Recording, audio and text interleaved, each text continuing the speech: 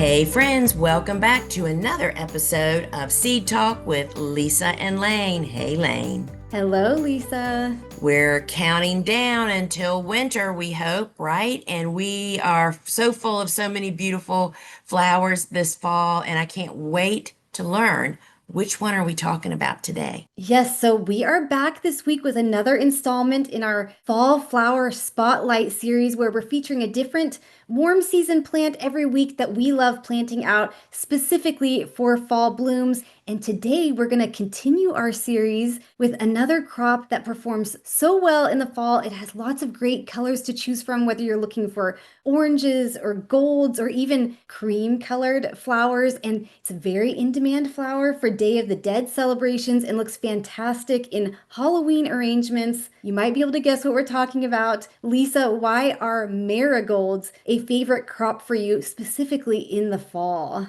So they just really seem to be very happy in the fall. They So are. marigolds are normally, already last a long time in the vase, right? And it does not change for fall. And we have always grown a vast number of marigolds because we always used them in our supermarket bouquets because of their long lasting value. And so a lot of times, funny enough, now that I'm thinking about this, a lot of times marigolds will just even perform, not, they will not take a frost, but as the temperatures kind of start cooling down in the evening and at night this time of the year, I'm not going to say that they continue to produce at the same level that they do in the heat, but they seem to like that kind of weather and hold and last a long time. And so I remember one Halloween actually giving out what I called candy corn bouquets to Oh, children for Halloween. Of course, I had candy too.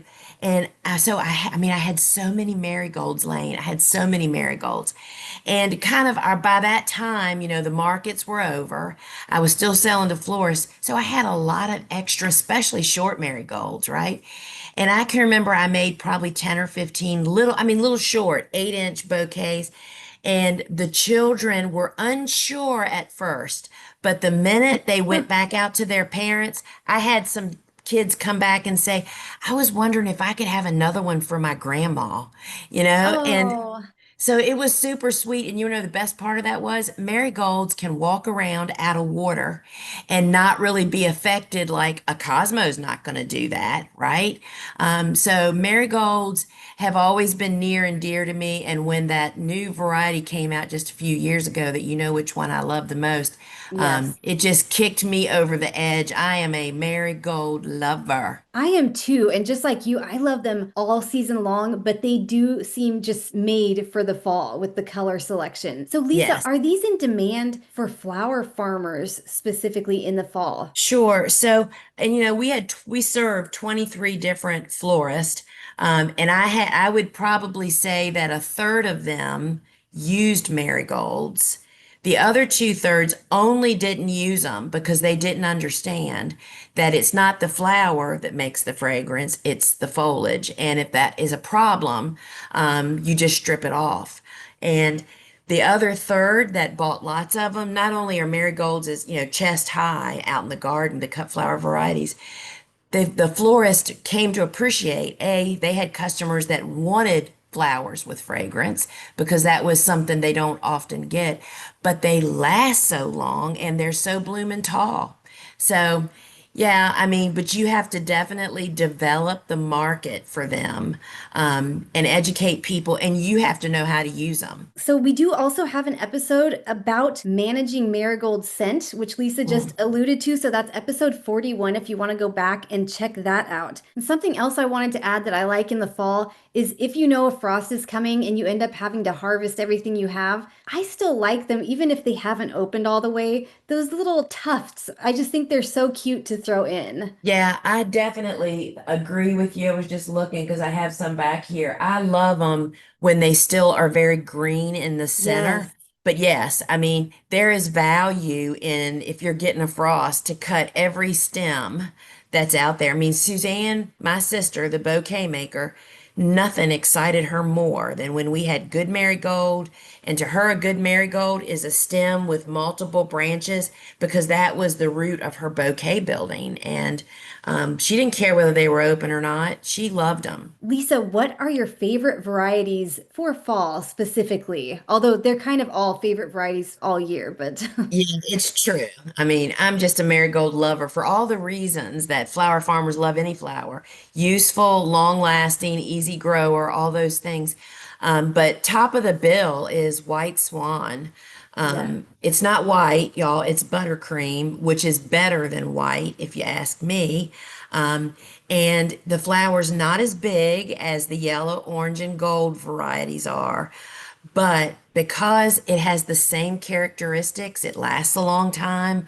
But more importantly, they don't claim that it has no fragrance, but I can tell you because I work with two super sniffers here, they cannot smell fragrance. I mean, Suzanne and Kelly are so sensitive to fragrances, and they cannot smell anything on White Swan. So that just makes it 10 times more useful, right? And it's just a great color. So we grow that one for sure, all the successions. And then the cocoa has the big bomb blooms, we call them. And they are just, it's the same. They're just big and voluptuous. They're tall. And we just absolutely love them. I love the gold, which is a little different, but the lemon yellow is so bright and light. They're just useful. I love them all. I do too. And you mentioned how tall they are. And I just wanted to say, I think a lot of people in a garden setting, they're used to seeing marigolds as short little bedding Yeah. plants, and they have a little bit smaller flowers. So people are often shocked to see when they're so tall and they can be so full and so big. And it's just a beautiful one to include in a fall garden as well. Yeah, and ours currently are like eye height. When I see Yeah. Elizabeth out there cutting, sure enough, some of them are taller than she is. And you know what? We didn't, haven't mentioned this, and I start marigold seeds in the small soil block, just Yeah. like we do zinnias and cosmos, and plant them out as transplants, and they do just absolutely great. You can pinch marigolds, and that just encourages especially in a home setting. For flower farmers, we're always looking for the most buds and the biggest blooms. Pinching can help control the height of these plants so they don't maybe get quite so tall, but netting is definitely recommended. And bumblebees. I mean, everybody loves marigolds. The native bees, the gardeners, the farmers, the customers. You just have to manage your customers. If they don't like the smell, just strip the foliage off, use the flowers. All right, well, that does it for this week's episode on marigolds. So be sure to check back in with us next week when we'll have our next flower in our Fall Flower Spotlight series. And thank you so much for joining us. Please be sure to follow and subscribe wherever you're watching or listening. And remember, friends, at the bottom of every page over at thegardenersworkshop.com, you can sign up to be on our farm news, which will keep you in the loop on everything. Till we meet again, friends. Ciao. Bye.